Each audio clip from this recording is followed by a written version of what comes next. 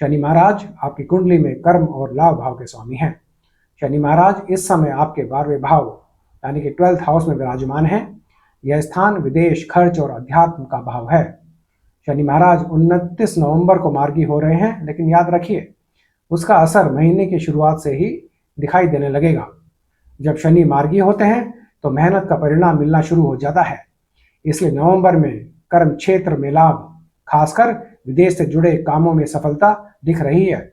अगर आप विदेश में हैं या किसी विदेशी company, online business, import export से जुड़े हैं तो शनि देव आपको फायदा देंगे। अगर आप विदेशी यात्रा, वीजा या फॉरेन सेटलमेंट के लिए प्रयास कर रहे हैं, उसके लिए भी यह समय बहुत ही अनुकूल है। शनि आपके कर्म और लाभ भाव के स्वामी हैं, इसलिए आपके जो अब तक के पुराने काम चल रहे हैं उन सब का फल अब आपको मिलना शुरू हो जाएगा।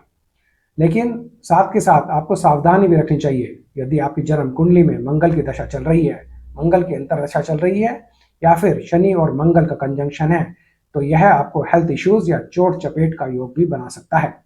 इसलिए वाहन चलाते समय या फिर यात्रा के दौरान आप सावधानी अवश्य रखें। अगर आपकी जन्म कुंडली में शनि की दशा या अंतर्दशा चल रही है तो यह आपको स्वास्थ्य और नींद की समस्या दे सकता है। इसलिए आप स्वास्थ्य और नींद का विशेष ध्यान रखें। आपको थकान या फिर इम्यूनिटी से जुड़ी हुई समस्याएं भी आपके जीवन में आ सकती हैं नवंबर के महीने में। शनि मार्गी होते होते आपको कार्य में स्टेबिलिटी, काम में स्टेबिलिटी, धन में बचत और कर्म क्षेत्र में सम्मान दिलवाएंगे। लेकिन आप ध्यान रखें कि आप अपने धन को सुरक्षित रखें, सेफ रखें, बेकार के खर्चों में, बेकार के कामों में उसका खर्च ना करें।